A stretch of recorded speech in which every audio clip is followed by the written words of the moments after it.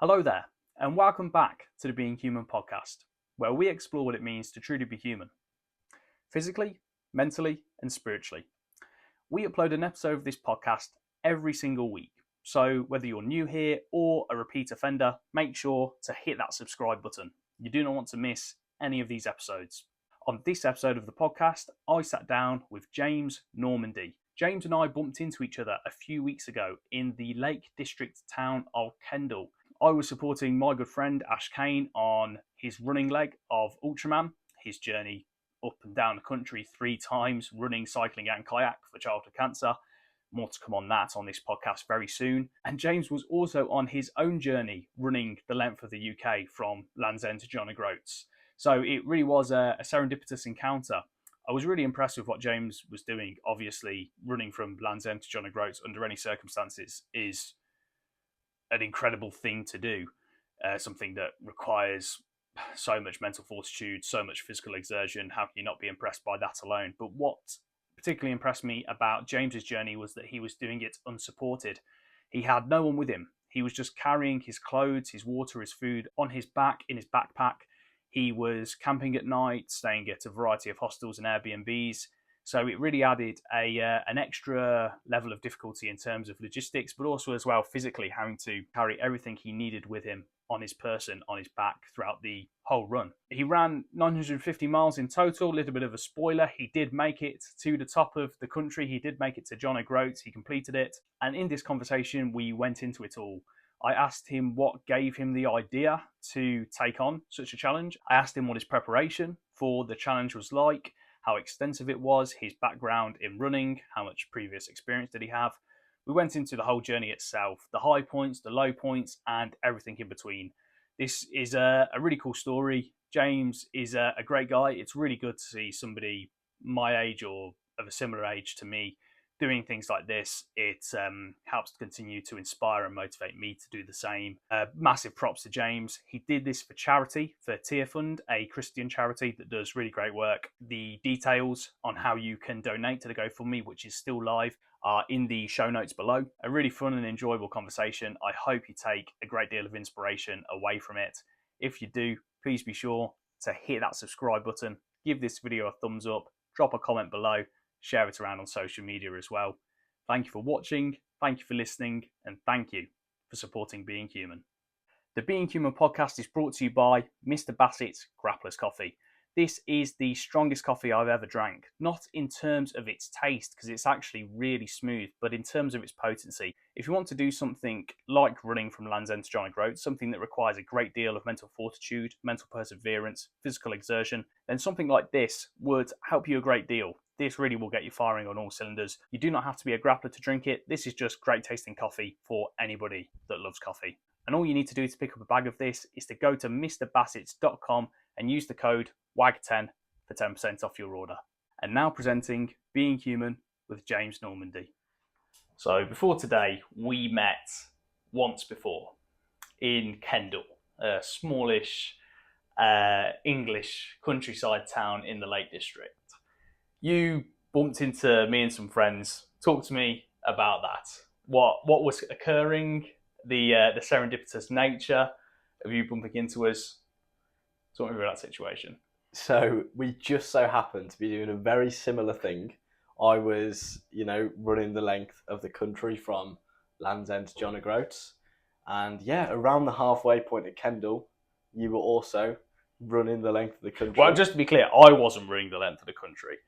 I was supporting my friend Ashley Cain, yeah, who was running the length of the country. Yeah. But, you were there and the team was there. I was actually on a day off on a Sunday, came out of church, came around the corner, and boom, there's the team. And I'm like, I can't believe it. Because I saw when you guys set off, and I saw it like a couple of weeks after I started, and I was like, yeah, these guys are going to catch me up at some point. And yeah, complete surprise. So, and here we are now. Yeah, it's led to this. It's led to today. So you were running from Land's End to John O'Groats. I was there supporting Ash on the same thing. He has obviously finished that now, and now he's cycled back down, and now he's kayaking his way back up as part of his ULTRAMAN challenge.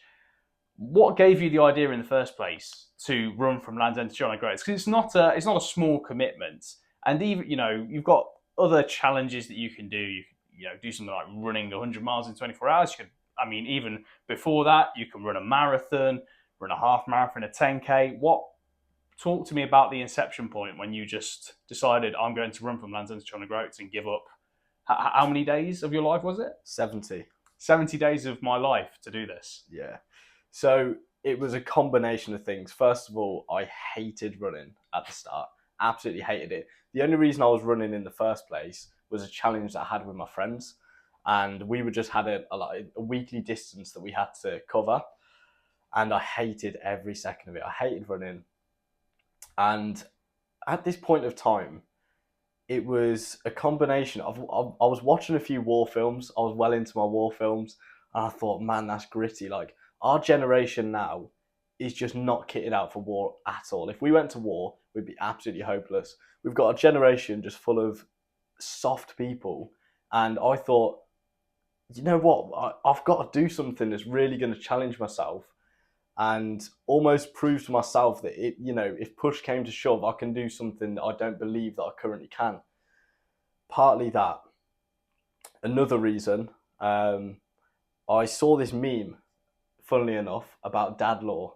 So, when your dad just tells you a crazy story about when he was younger that just comes out of nowhere. And I just thought, this would be a really good story. I can't wait when I'll have kids, One for the grandkids. Yeah, one for the grandkids. When they're like, I don't know, 16 or something, I'll just bang it out like, yeah, I ran the length of Britain once. They'll be like, what? So that was part of it. And I just thought, you know what? I'm going to do this because I hate doing it. And it's really going to push myself to do something I don't want to do every single day. And it will also keep me consistent with putting the videos up. Yeah. So you weren't a runner by trade. You didn't grow up running. You weren't a competitive runner before this. No, not at all. What was your running experience? You said you were doing this challenge with your friends. Yeah. What was the extent? What was the furthest run you'd done? Had you run a marathon before? No. So the furthest distance I really ran before starting this challenge was a half marathon, which is 20K, something like that. And obviously, when I started planning this thing, I was penciling in numbers for 30Ks, 30 plus, sometimes 40. And it was just blind faith. I was going into this like, I should be able to manage that. What made you, was part of you not thinking or doubting whether your body could even handle this? What was your average mileage running-wise in a week? My average mileage for a week was around somewhere between 150 and 200K. So that is... Okay. Oh, so you'd been putting in a good amount of miles, a good amount of kilometers. In the prep? In the prep? No. Oh, sorry. In the prep, about 40. So it was just blind faith. Yeah, in the challenge, it was 150 to 200, but in the prep, it was 40K. 40K. That was the weekly distance before I started. Right. Okay. And yeah, so that's quite a jump. I was splitting that 40 into either 410s or 220s, something like that. But even then, I thought this is a killer. Okay, so quite casual running experience, really. Yeah. Hadn't done any 5K or 10K races or anything like that. Never done a race. Even to this day, never done a running race. But you are doing one tomorrow? Yeah, tomorrow is my first one. I'm excited. I don't really know what to expect. I've seen these events before. Apparently there's water that you can just pick up, chug. But yeah, I'm excited for that. Very nice. Half marathon? Half marathon. Yeah. Okay. So. And you're going for what kind of time? 1 hour 45. Very nice. I know I can do it in about 2 hours. So 1 hour 45 is a bit of a push. But, just going to get my head in the game and get it done.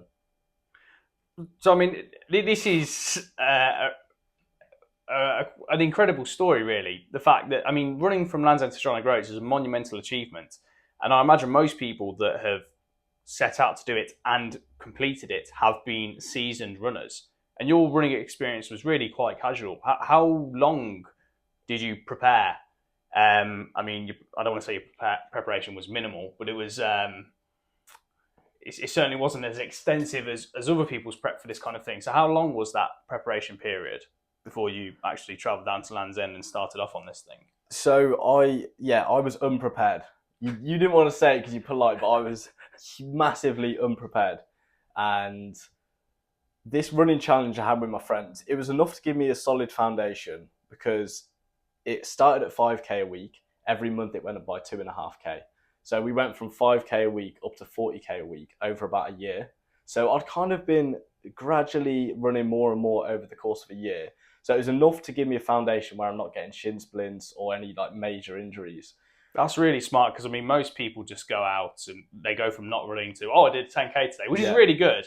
But then, I've got shin splints now, my knees are hurting, then I don't run for a month or two. So, I mean, that's smart on your part. Yeah, exactly. So it was enough to give me some sort of preparation. But yeah, it was definitely quite a jump to do what I was doing. What was the question again? I can't remember the specific. just about the preparation. Prep. How long the prep was. Oh, okay. So yeah, I mean, obviously, when I planned this out, I knew that I was going to have to carry a rucksack, everything on my back.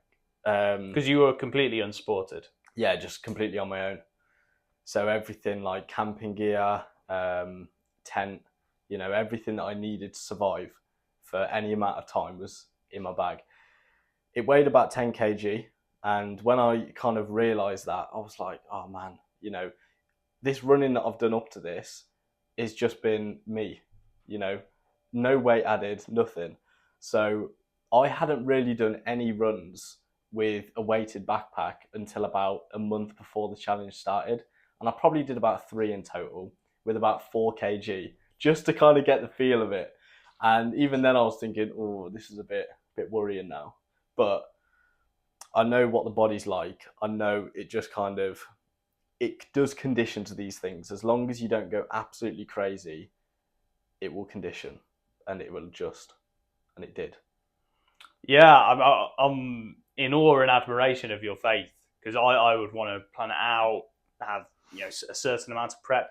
And I think as well, it's not to take away from your determination and obviously the mental drive element of it. But I think as well, it's a testament clearly to your physicality. I don't think everyone else on the street, I don't think they could just go into running from Land's End to Joint Groats. A lot of people, their knees would give out, their shins would give out. Obviously, people can push through a certain amount of punishment and damage to the body. But I think a lot of people, they would have got to a certain point where physically they wouldn't be able to run anymore. So I think obviously a lot of mental drive and determination, but you've clearly got a very robust body as well to deal with it. Well, I found that out. I wasn't sure what would happen. I was just like, we're going to go with it. And yeah, I did find out that the body is very robust. I believe that if you just kind of take a challenge like this steady, if one day your body's really hurting, just run a little bit slower. And if you're just smart with it, eat the right foods. That's massively important as well. Getting the right amount of sleep, you can do it. Like, if you're going into this challenge eating McDonald's every day, it's not going to be long before your body starts giving out. Yeah. What was your mindset in terms of, did you have an idea in your head at what point you would give it up? At what point would you quit? Was it a do or die mentality? No matter what happens, David Goggins style, my legs can be crumbling beneath me, I'm still going to finish this thing? Or was it, because you're going in there very much with blind faith, let's see what happens. If things aren't going well, call it a day. Maybe I'll come back to it another time.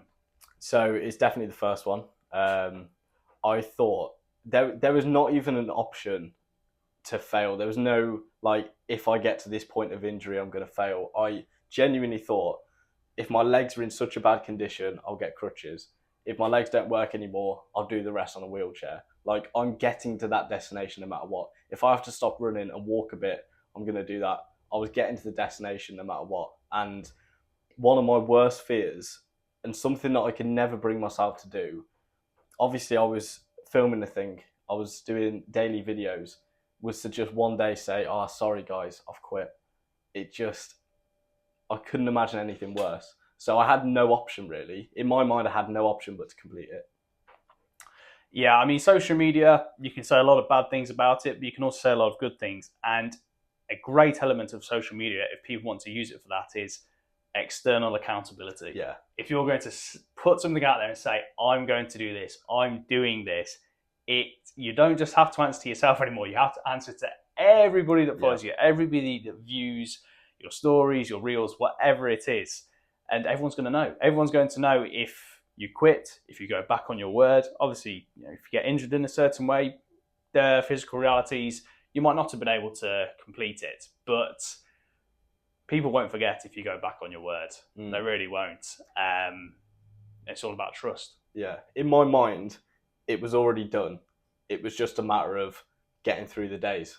Okay. Like, in my mind, I could, from day one, even in the planning stages, I could see that last run to the finish line, and I could see it in my mind. So I knew it was going to happen.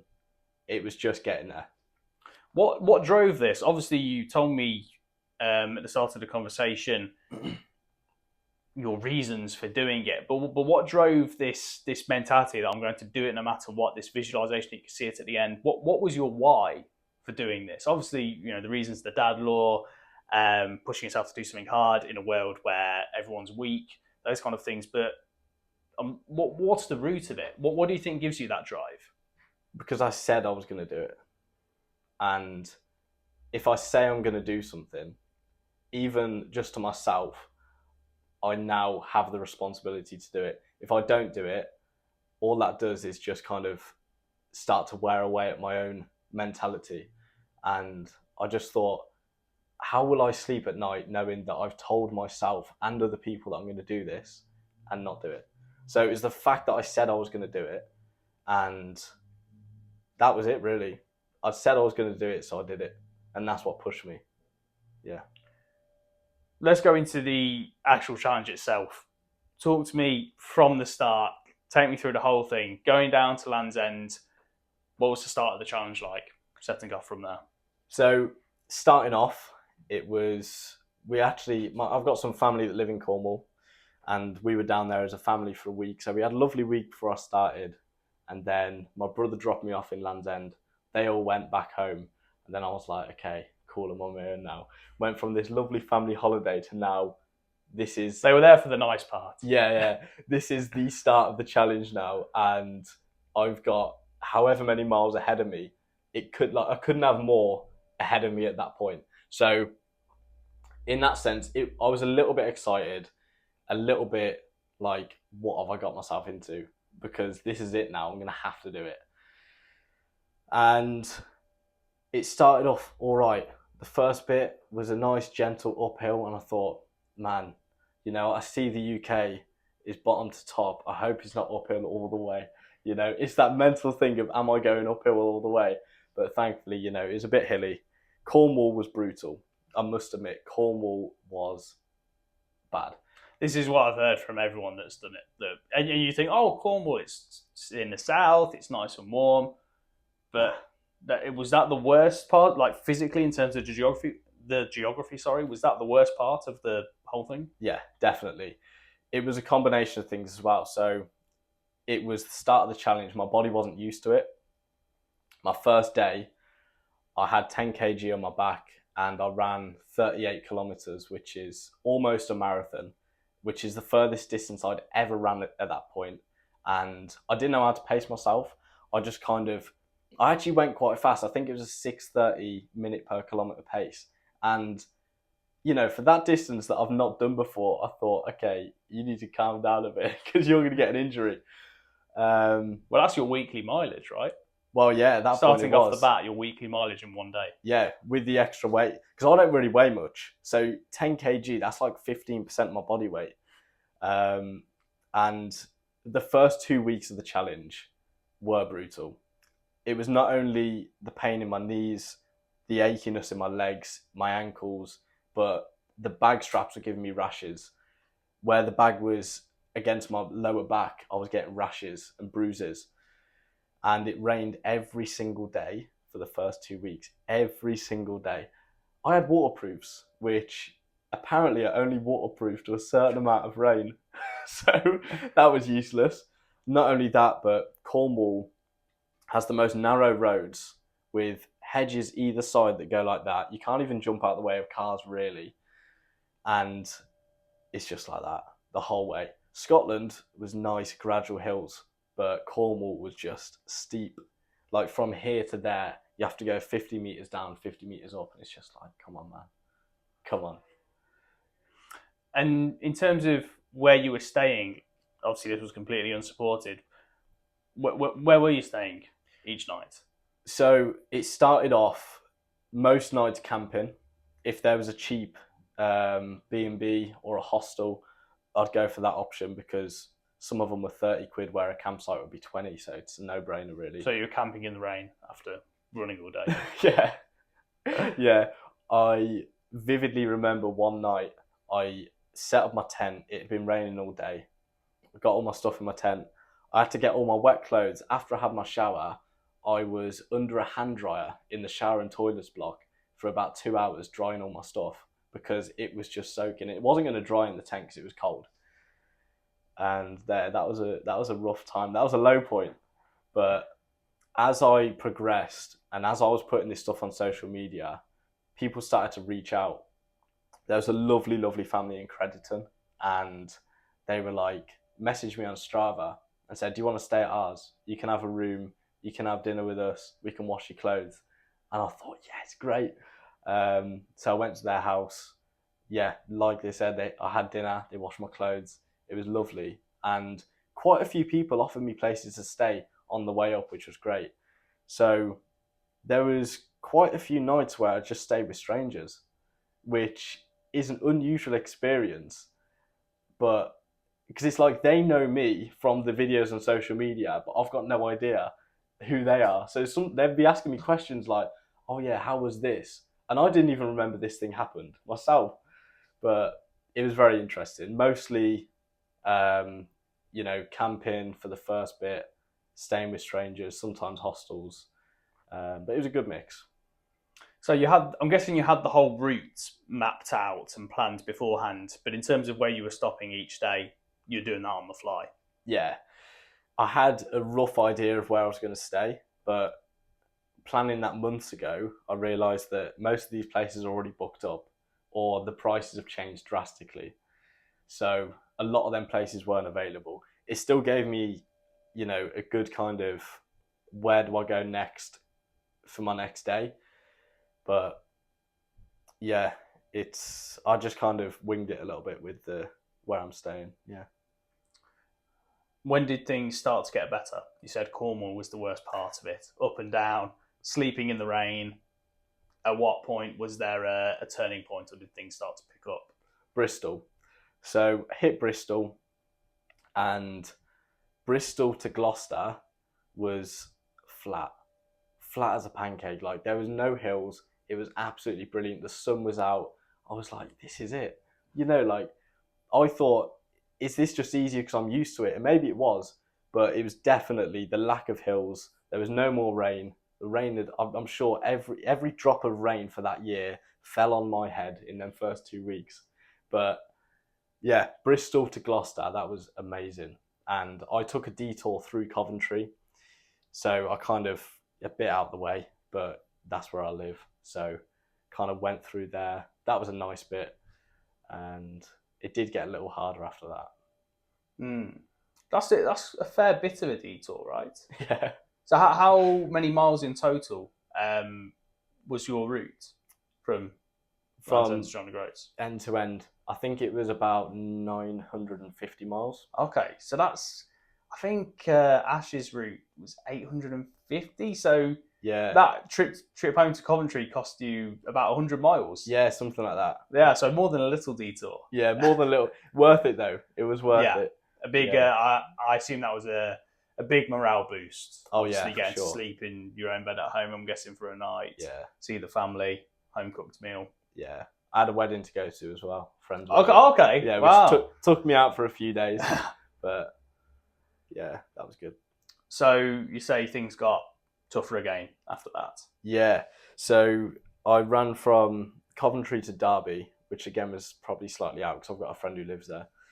And the hardest day by an absolute mile was going through the forest of Bowland. it was absolutely brutal. It was 40k I was doing that day, and it felt like one of the hottest days of the year. There was not a single drop of rain, not a cloud in sight, just the sun beaming down on me, which I would have wished for weeks ago, but at this point I was like, no, I don't want this. And through the forest of Bowland, it was an uphill for like most of it, just quite a steep uphill, and then right at the end it kind of goes down a little bit. But this uphill, oh my goodness, it was brutal. There was nowhere to fill up my water. I've got this live straw bottle where I can fill it in streams and stuff. No streams, nothing. It got to the point where there was a house maybe every 5 or 10 miles, and I saw this house in the middle of nowhere, and I thought, I'm gonna have to knock. Knocked, nothing, no answer, and I'm desperate at this point. I was banking on this house having water for me, and there was nothing. Go down the road a bit further, a few more miles, and there's another house, and I'm like, desperate time called for desperate measures. I knocked on the door, and this sweet little old lady answered, called Violet. She must have genuinely been 90 years old, and thankfully she filled up my water. She was lovely, and I would head on my way. But it wasn't long before that water ran out, and I was in the same predicament again. Find another house. It was the worst day, and I had a banging headache as well. Probably dehydration. Yeah. Yeah, I mean, there's so many. Obviously, it's such a challenge in any event to do it unsupported. Adds so many more elements to it. Obviously, the accommodation, having to camp out in the rain. That's such a mental tax after having to run how many kilometers, how many miles throughout the day. You've then got the food to fuel yourself throughout the day, finding food in the evening, the water. Talk me through more about the nutrition side of it, how you're fueling yourself. What were you carrying with you on the go to eat throughout the day, how much you were eating throughout the day, what were you looking to eat in the evenings and in the mornings to refuel, to fuel yourself the day ahead? Like, obviously you just talked about the water situation a bit, but how many litres of water were you looking to carry with you? So all I had was a 650 milliliter bottle. So that's a pint of water. About a pint of water, yeah. That's all I had at any given time. So I kind of had to do quite a few water stops. Most of them were pubs, and they were always delighted to fill my water up. That was absolutely great. For the food side of it, in an evening, I'd try and get some porridge for the morning. I had like a little stove and something I can heat stuff up. One day I did have to just run a hot tap, just fill up this porridge with hot water. It wasn't great, but it did the job. Food throughout the day, I didn't try and eat too much because it would I'd get a bit, bloated, and I didn't want to feel too heavy. So I'd have a little bit to eat in the morning, maybe porridge, a banana or something, an apple, do the run, and then eat as much as I possibly could in the evening. Like, I was ravenous most evenings. I'd just go to a shop and just buy so much food and somehow eat it all. I remember one time I got this portable barbecue and I had like 6 sausages, 4 burgers. I got the buns and everything. I asked some pub for some ketchup sachets and I had the whole barbecue. It was a lot of food. So I was like one proper meal a day, a little bit in the morning, but yeah, that's all I had. Did you lose much weight over the course of the challenge? Surprisingly not. Oh, okay. I think that maybe the weight just shifted. So, maybe I got more muscle in my legs. Muscle weighs more than fat. Maybe I lost a bit of fat on the upper body. Maybe I lost a bit of muscle in the upper body. But overall, it kind of balanced out and I stayed the same weight. Because a lot of people said, you're going to lose a lot of weight. And I was you must have been eating enough calories. Yeah. Which is astonishing. And it's eating the right foods as well. When you eat real foods, it makes a world of difference. Like, people say, have 2,000 calories a day or however many calories. But if you eat that many calories of Haribo's, it's going to do you no good. Or just like McDonald's. It's no good for you. Your body's not taking in any nutrients. It's not able to use any of this food. So I made sure I was eating proper foods. Like, just go to a supermarket, grab a bag of carrots for like 15 pence. I didn't realise how cheap carrots were until I did this. They were like amazing.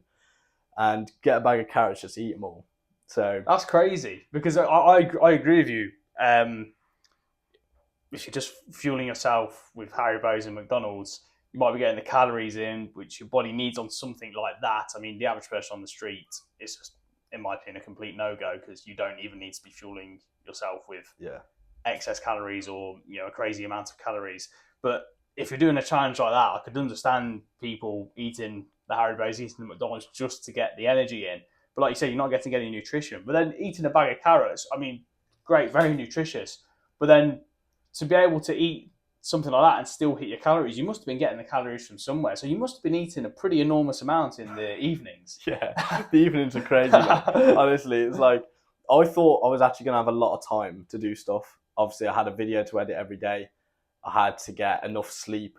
So when I finish my run, my first priority is, let's get as much food as I can down me. Sometimes I had to cook it, sometimes I didn't. And I remember sometimes I was eating just raw sardines. Not raw, I mean, they're the ones in the tin. Yeah. They're already cooked. But I remember I got 3 tins of these sardines. And it was like a good amount of protein. It was good food, but oh man, it was disastrous. It wasn't nice. It wasn't a nice experience. So yeah, the food side, I just ate as much as I could in the evening until I just wasn't hungry anymore. And then edit my video. By the time I've done all that, it's like time to sleep. And there wasn't really much time, in between all that. As a rule, how many hours of sleep were you looking to get 8 each night? At least 8. So sometimes it was less. Sometimes I just couldn't help it. But I'd try and get 8. That was my target for every day. Was it easy? I mean, was it easy to fall asleep? Did you still feel kind of buzzed and redlined from the day, or was it out like a light, slept like a baby, just so tired? Yeah, out like a light. Yeah. I'm always like that, though. I've never struggled with sleep. Every time I go to bed, it's probably like 20 seconds before I... Really? Yeah. Oh, wow. It's great. That's a blessing. Yeah. I guess I only go to bed when I'm tired. Okay. So, I don't see the point in going to bed before you're tired, because then you'll just be in bed doing nothing until you're tired and then fall asleep. So I just skip out the nothing part in bed and just go to bed when I'm tired. Well, my problem with that, if I did that, I wouldn't be going to bed some nights until 2, 3 in the morning. It's probably because I'm here training until 9, 10 at night some nights. So it takes a while to drop back down, for your cortisol to come down, your adrenaline to come down.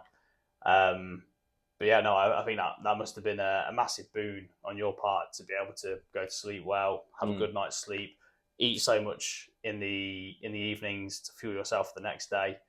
I think on a challenge like that, your nutrition and sleep, they are what's going to carry you and could end up being the make or break in a long challenge like that. Yeah. They were like top priority. What I was eating, how much I was sleeping. Yeah. What were the other highlights or lowlights throughout the challenge, throughout the journey on your way up to that finishing point at John O'Groats? So I actually forgot to mention this. On day 3, I had an absolute mare, a nightmare.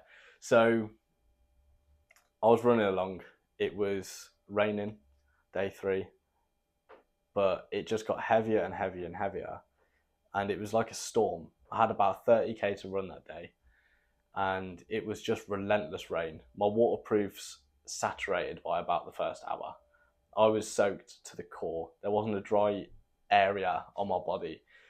And my phone was in my bag, just like in the pocket here. And it was fine up to a point. And luckily I had a friend message me and say, like, we know how bad the rain is, who live locally in Cornwall.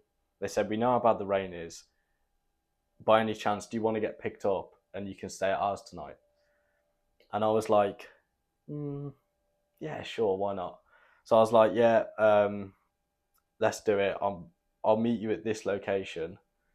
And then they sent another message to confirm the location. And as soon as I sent yes, locked my phone, unlocked it again to get the camera out. And when I went to hit the camera, nothing happened. And I was like, this is weird. Tried to dry it. I didn't really have much to dry it on. Got the towel out of my bag. I had a little microfiber towel, so I dried it and everything. I'm under a bridge doing this on the A road. I'm drying it and it's just not working. I'm like, my phone is broken. It's actually not working. So I then had to just get to this destination where I said that I'd meet him at this time with no navigation. I've got no way of communicating with him again. If any plans change or anything. And I just thought, this is it. Like, if I can't navigate, I can't communicate, and I can't even vlog the challenge anymore, it's over. I genuinely thought day 3 is done. Like, all that planning and some of that prep, it's literally over day 3. And I was like, there's no way. So thankfully, the friends, I was meant to be camping that night. If I was camping, it probably would have been challenge over. Yeah. Well, how were you charging your phone on the nights you were camping? Just power bank. And then I'll just charge it wherever I could in a cafe or something. And they picked me up, took me to their house, and my phone still weren't working. And we put it in rice and a lot of prayer. Trick. Honestly, it was prayer and rice. Then the next morning, miraculously, it was working again. So I was so glad. And ever since then, the moment it started raining, I put it in a waterproof bag and never had a problem again. Oh, okay. Lesson learned. Yeah. What about after your horrific day through the... What forest was it? Sorry. Forest of Bowland. Forest of Bowland. After that horrific day in the Forest of Bowland, in that stretch, what were the challenging moments, the highlights? The challenging moment was the whole thing. Yeah. Like, it was... What was it like on it? Yeah, on a day-to-day? Were you upbeat and positive about it every day? Was it a struggle every day? Obviously, it's physical exertion, so it is struggling in that regard. But I mean, like, mentally, were there times where you thought, I can't do this? Were there any points where you thought, I'm not going to get to the finish of this? No, but there were points where I thought, this is going to be, like, brutal. This is going to be hard. Harder than I thought it was going to be. And, yeah, I mean, I got past the stage of dreading it. The first couple of weeks, every morning I'd wake up, either in my tent or wherever it was, and my first thought would be, why am I doing this? And it would be like, what am I doing? And I'd have to kind of psych myself up. What was the answers? When you asked yourself that question, why am I doing this? What am I doing? What was the voice inside your head saying? It was saying, you've got no other option, mate. This is what you've signed up for this. And also, obviously, I was doing it for charity, doing it for Tier Fund. And that was another motivating factor as well that I forgot to mention earlier. It was the money that I was raising for these less fortunate people. I can't give up on them. Like, if I just stop, that's less of a lifeline for them. That's less resources going to them. And I just couldn't bring myself to, cause someone to have less just because I'm in a bit of pain. So, yeah, that was the answer. And also, yeah, you've got no other option. There's no plan B. This is it. I'm not familiar with Tier Fund.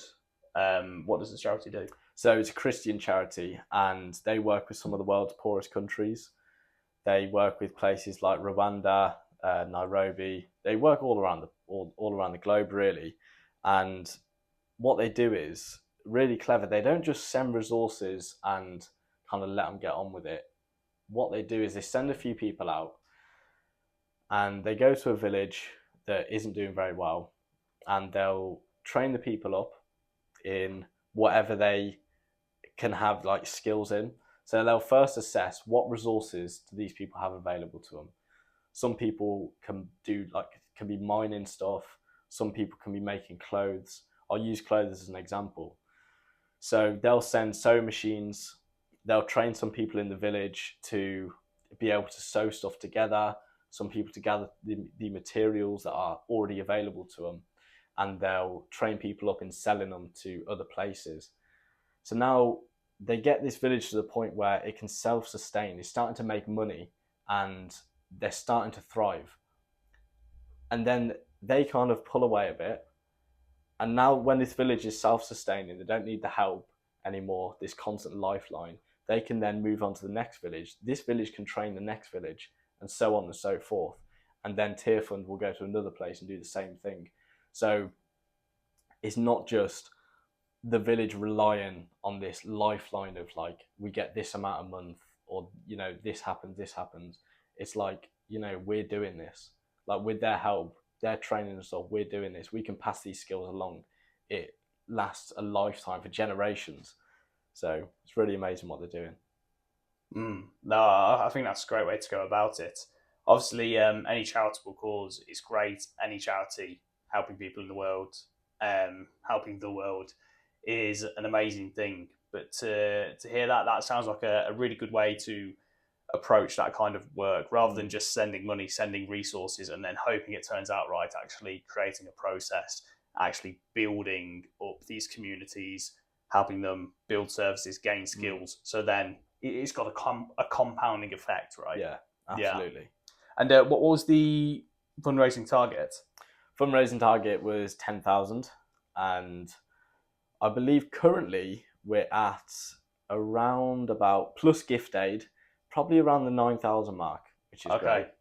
So I guess, and it's still open. Still open. Okay. It's going to be open for probably another month or so. So yeah, I think we'll definitely hit the target. Sure. Well, I mean, we'll have to put the details in the description so everyone can go and contribute to that if they want to. Absolutely. So yeah, every day was a struggle. You're having to have these conversations with yourself. Any particular days that stand out as highs and lows, or was everything kind of in the midst of it? Everything was one big morass of, this is tough. Yeah, I mean, there were definitely more highs than lows. Okay. The lows were really low, but there was more highs. And like, just meeting people along the way, even if I was having a bad day, you'd meet someone at a cafe or something, or just getting chatting to someone, and it would just boost your mood and your morale. Or even like my brother's calling me or something, it would just completely change the day. And yeah, there was a lot of high points, especially when strangers reached out and wanted to help. I realised I didn't meet one nasty person throughout this whole thing. Britain's pretty good. It's got. I was going to ask you about this. Yeah. Whatever reputation it has, the people are great. They really, when you're doing something like that, they really want to help out and, give of their resources, give of their homes. People were really giving. So that's really positive as well. That's something I learned. And it's almost inspired me as well to make sure that I'm kind of replicating that as well throughout my life. When people are in need or people are doing something, that I just give of my resources, my time, and stuff like that. Yeah, I think there's a lot of talk at the moment, especially with our generation, about Britain not being in a great place. I mean, there's a lot to say about the world as a whole. I mean, that's very wide. That's there's so much going on in the world. The world's so wide that obviously you can't just say the world is going in an upward trajectory or downward. It's going to be very much dependent on the place. But in terms of Britain, there's a lot you can say about the state of the country at the moment, politically, socially, culturally. And I always say I don't want to be cynical. I'm a positive person. I'm an optimistic person. But I think there's lots we can look at and say, this isn't good. It needs to change.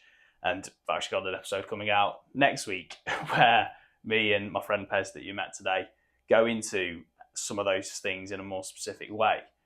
But one thing I noticed when I did the days with Ash running through the country and just travelling around the country a bit more recently, I've said this, when the sun's shining, when the weather's playing ball, the UK, England, is the greatest country on earth. And I think when you're actually out and about, meeting people, you're a bit more rural because you're running, on these country lanes. You're not going through cities. When you're going out into these more traditional, tight-knit British communities, you're actually meeting people on the ground, having real conversations with people. You're doing something for a charitable cause. You're doing something that's inspiring. You realise people are pretty great. Yeah. The people in this country are pretty great. And when the sun's shining and it's not pissing it down in Cornwall, this country itself, as a brick and mortar, as grass and rocks and trees go, this is a beautiful country. Yeah, absolutely. And it sounds like you felt that. And I think part of the problem and part of this notion that Britain's on the decline, everything's bad, is all we're fed by the media is bad news. And you can understand it because from a business point of view for the media, bad news sells more than good news. It's like if you have a bad review of a restaurant, you're more likely to share that with 10 people than if you have a good experience at a restaurant. You maybe share that with one person. Bad news spreads a lot quicker than good news. So all we hear from the news is all the bad things that are happening, the crime, all of this and that. But when you actually go out, you see that the vast majority of Britain is actually good. There's a lot of good in Britain. It's just not talked about because it doesn't sell. Yeah, I think evolutionarily speaking, we're wired to focus on the negative. Oh, someone died today. We really need to focus on why they died, so we don't all die as well. We don't have any food today. We're worried about this and that. Our brains are wired to worry, to focus on the negative, so we can avoid those repercussions, to avoid those consequences. But that doesn't always serve us best in this modern way of living. And I do think there's a lot that needs to be fixed, but as I said, my experiences recently of going out into the country, seeing more of the country recently, travelling about, doing those runs through the country, it gave me a lot of faith in humanity as a whole, but in Britain as a whole as well. Yeah. So that's a beautiful thing. Absolutely. You complete England. Was there any... Did you feel like you hit a milestone when you passed the English border, or was it just trucking on? No, it was definitely a milestone. I was in a bit of a rush for whatever reason that day. So I got a quick picture of the Scotland border, but when it said welcome to Scotland, I was like, all right, cool, we're in a new chapter now. It almost felt like a new challenge because I thought, what have I got ahead of me? A lot of people were saying Scotland's going to be the hard bit, Scotland's going to be this, Scotland's going to be that. And I didn't really let that feed in because I didn't believe them. I thought, I've done Cornwall, and I truly believe that Cornwall is going to be the hardest because, from what I know of Scotland, I've been there before. The roads cut through the valleys. It's not too bad. And that is actually what I found. It wasn't as bad as Cornwall. And it was absolutely beautiful. And what I found interesting as well, as soon as you enter Scotland, you pass over that border, the accent has changed. Really? Immediately, yeah. Wow, it's that distinguishable. Yeah, you go from like people saying I, like as in yes, south of the border, to then just something you can't understand. It's incredible. Yeah. And did you still experience the same beautiful, serendipitous nature of the people of Scotland? Was it, like you said, everyone really nice, welcoming. Did you have people putting up for the night in Scotland too? Did I? I can't remember. I'm sure I did. Yeah, if you didn't, I didn't mean to out the Scottish people. I'm sure they're just as nice as the English. Yeah. No, I'm sure I did. I've got a feeling I did. I just can't quite remember. It's all a bit of a blur now. But people of Scotland were lovely. Like, especially, and this is not to say the cities are worse, but especially in the rural areas, they're just so lovely. Yeah. And yeah, just like the experience I had in England, people were just so willing to give of their time, their resources, and their positivity. Yeah. Talk me through the culmination, that final moment, that final day of waking up and knowing this is it. Today I'm finishing the challenge. What was it like to actually get to John O'Groats? It was brilliant. I had this really weird feeling the night before. My brothers had joined me at this point. They joined me for like the last day. So we were staying in an Airbnb. So I was with my brothers and a friend, and it felt like the night before Christmas. For the first time, I couldn't sleep. I was really struggling to sleep because there was this excitement of like, this is it. Like all of this that I've been through, this is the last run. And I almost felt nostalgic in the way that I didn't want it to end. And weirdly enough, I didn't want it to end. But I also thought this is such a relief that this is the day. And I'd romanticise this day throughout the whole challenge leading up to this. It was always like, I can't wait for this day. And that actually happening was incredible. So woke up, had breakfast, started running, and I just felt adrenaline, excitement. I ran faster than I usually would. And obviously seeing my brothers at different checkpoints, that was cool. And them last moments when I got closer and closer, in fact, before I get to that, I had a bit of a disaster. It started chucking it down. Towards the top of Scotland, it wasn't like, cool, it's going to rain for a bit. It's a sunny day, great. Boom, hammers it down. Just enough to get you absolutely soaked, and then it's sunny again. So there was a rainy spell for maybe like 20 minutes, something like that. And I got absolutely soaked. My watch was saying I'd done about marathon distance at this point, and there wasn't much battery left. And obviously with the rain as well, the battery died a bit quicker. So my watch died. So I was like, oh man. So I switched to my phone, and yeah, anyway, got past that hurdle. And now it was like the final 5K. There was a big hill to go up to John O'Groats. But people had told me about this, so I knew that once you get to the top of this hill, it's all downhill to the end.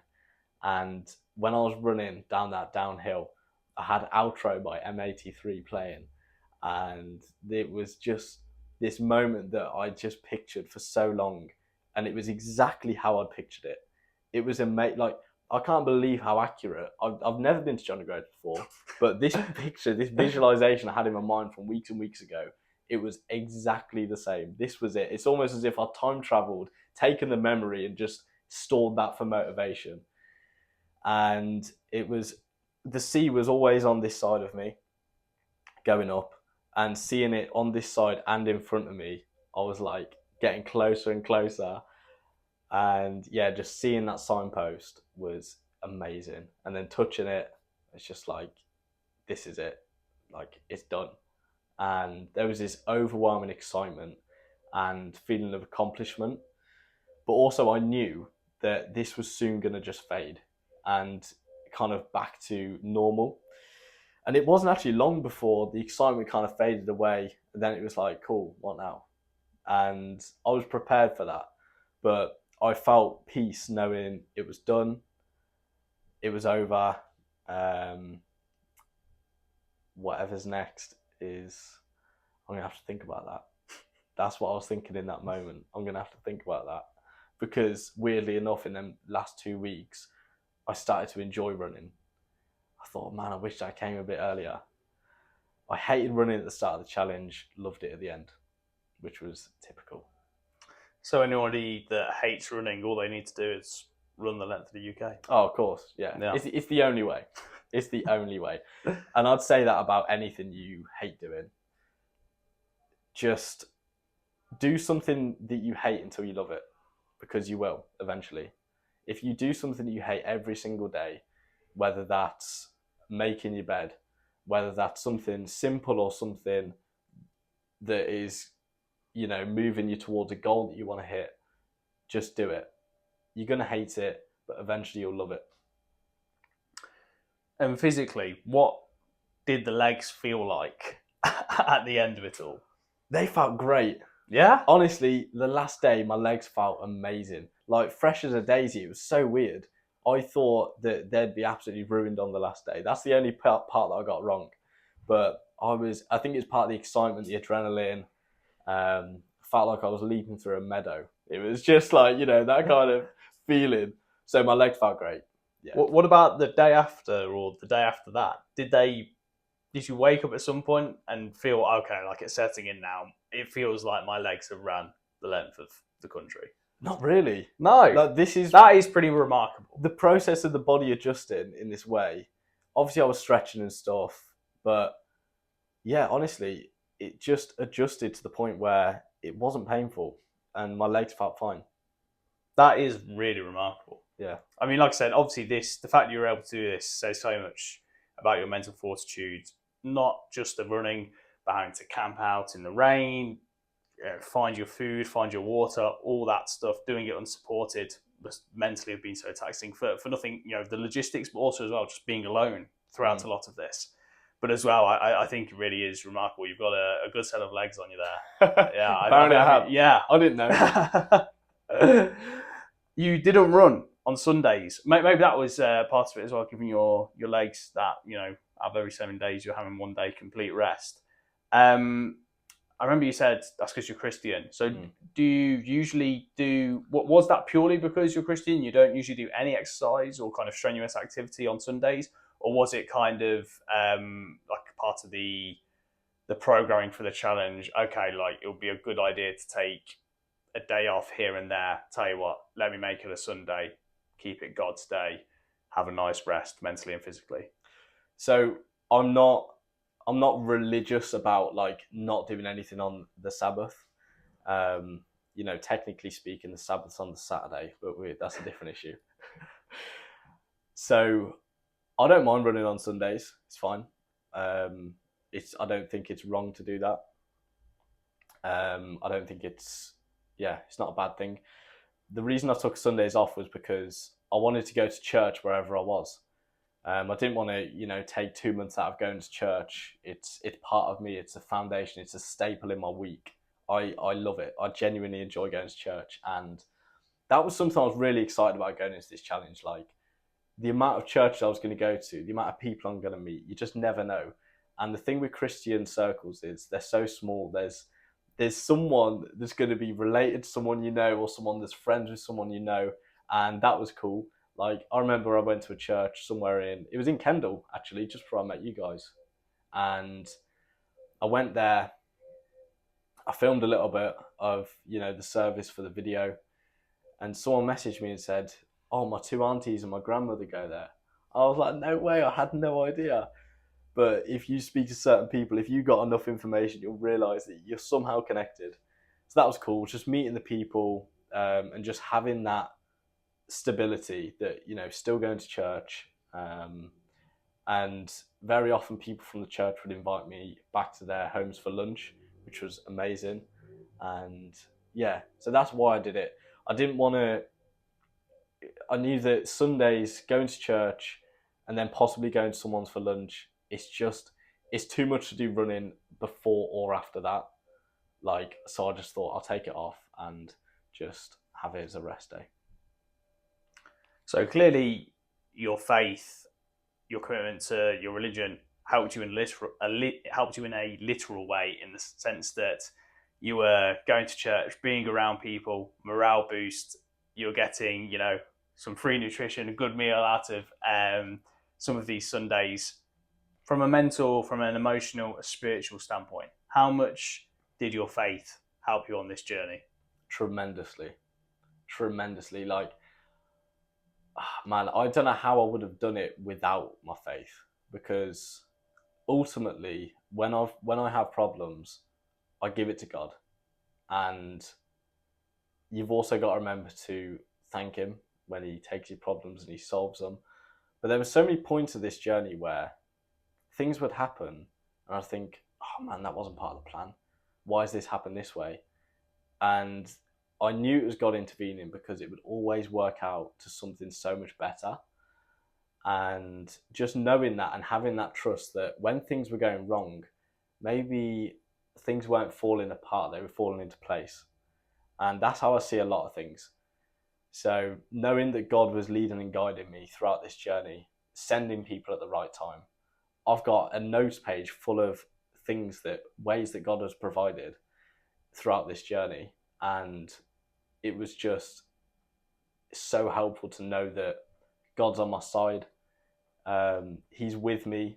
He goes before me. He goes behind me, beside me, within me, wherever I went. So that helped a lot. Going to church on the Sunday, it was almost like a mental reset button. It was like, cool, that week's done. No matter how hard that was, it's a reset, and now for the next week. I think that's a brilliant perspective for anyone, regardless of whether they're religious or not. Things aren't falling apart; they're falling into place. That's a brilliant reframe. When things go wrong, you can look at the problem, or you can look for the opportunity. I think that's a beautiful way of putting it. You talk about God in a very traditional, literal sense there. you speak of him as the personification that's embodied in the Bible, in the religious texts. What does God mean to you? Do you think God is a kind of singular personified entity? Obviously, it's how would I put it? It's a very deep question, right? What does So, God mean to you? God to me is the Father, the Son, and the Holy Spirit. So it's three in one, which is hard to understand, hard to grasp. People try and give analogies like comparing it to like an egg.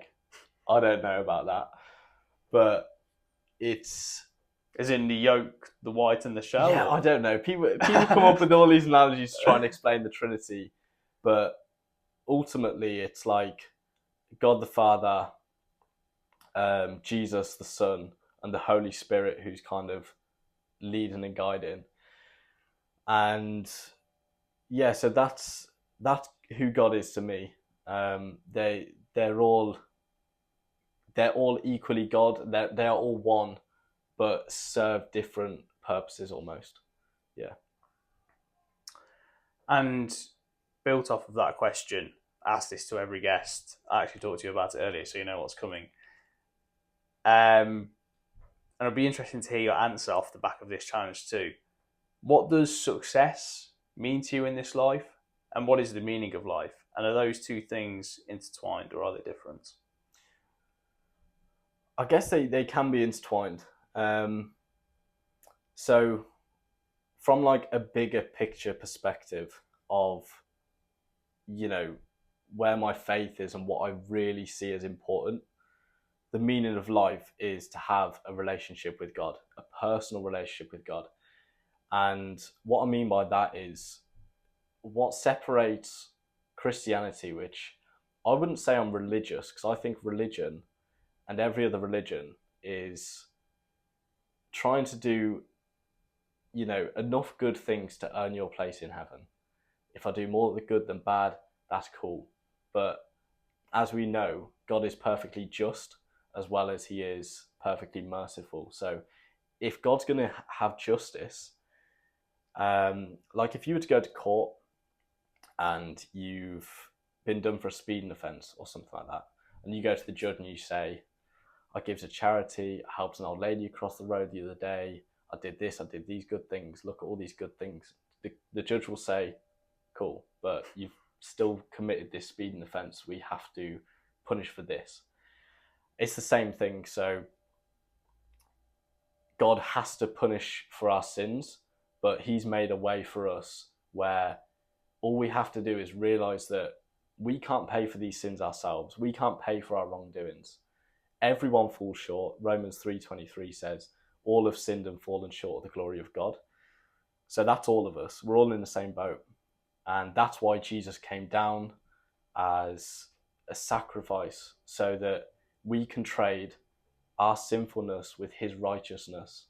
And God will look through us on Judgment Day through the lens of Jesus, and he will see us without sin. It says that our sins are separated as far as the east is from the west when we put our trust in Jesus and his sacrifice.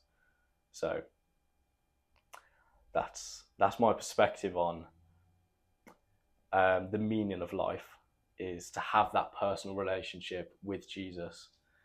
And what success is in this life is, from a Christian perspective, is doing the will of God and doing the best you can within your capabilities, you know, sharing the good news with people. From a more day-to-day perspective, success is however many hurdles you're willing to get over in order to reach a goal. So you could start a race with 100 people. They'll all go. 20 people might stop at the first hurdle. And it's whoever is willing to go over the most amount of hurdles to be that one left at the end. Everyone has the same amount of hurdles in life when you set a goal. It's however many of these failures, whatever these hurdles look like in life. If you've been, you know, hit by something, if it's a failure, as long as you can get over that, That's what success is. It's not about what happens, it's what you do. It's how you respond to that. Absolutely. And again, I think that's a principle that anyone, religious or not, can take away. And the same with, as well, obviously, earn your place in heaven is going to be something that rings true a lot more with somebody that's religiously orientated. But that's, again, applicable to everybody, regardless of their faith, whether they believe in a higher power or not, whether they have a relationship with a higher power. Earn your place in whatever your definition of heaven is. And hopefully your heaven is a place where there is justice, where there is fairness, where there's compassion, where there's love, where there's all these things. I think that's a brilliant frame to life, to do things to aid yourself in a successful path towards that ideal place. Yeah, and helping others. Yeah, absolutely. And on that note, I'll obviously put it in the description below, but where can people go? The fundraiser's still open. Where can people go to support Tear Fund? So if you head over to jamesnormandy.co.uk, all the links are on there for the fundraiser and everything. So yeah, head over to jamesnormandy.co.uk. That's brilliant. James, I'm looking forward very much to seeing what you do next. You've got to do something, I mean, Landowners on the Groats is crazy enough, right? So yeah, what you do next has got to be out of this world. Oh yeah, I've got some ideas, so, stay tuned, guys, stay tuned. I look forward to seeing what they are. Thank you very much, mate. Cheers, James. Cheers.